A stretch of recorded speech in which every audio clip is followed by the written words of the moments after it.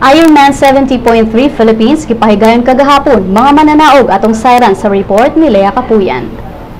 5 ka Pilipina ang nakasud sa top 10 sa women's division sa gipahigayong Cobra Ironman 70.3 kagahapon sa Sugbo. Samtang nahimong pulbahinam kaayo ang resulta sa men's division sa dihang duha lang ka segundo ang nagbuwag sa kampiyon ug sa first runner-up. Si Team Reed nitali og 3 ka oras, 46 ka minutos ug 3 ka segundos batok sa iyang kababayan nga si Team Van Berkel kinsa nitali og 3 ka oras, 46 ka minutos ug 5 ka segundos. Sa 1.9 kilometro nga swimming competition, si Reed may oras og 22 minutes, 57 seconds, samtang gitapos niya ang 90K biking sa 2 ka oras, 3 minutos ug 21 segundos. Gihuman usab niya ang 21K run sulod sa 1 ka oras, 16 minutos ug 36 segundos. Sa women's division, nahimong kampiyon sa ika-4 ka higayon si Caroline Steffen sa Switzerland. Ania ang resulta sa maong triathlon.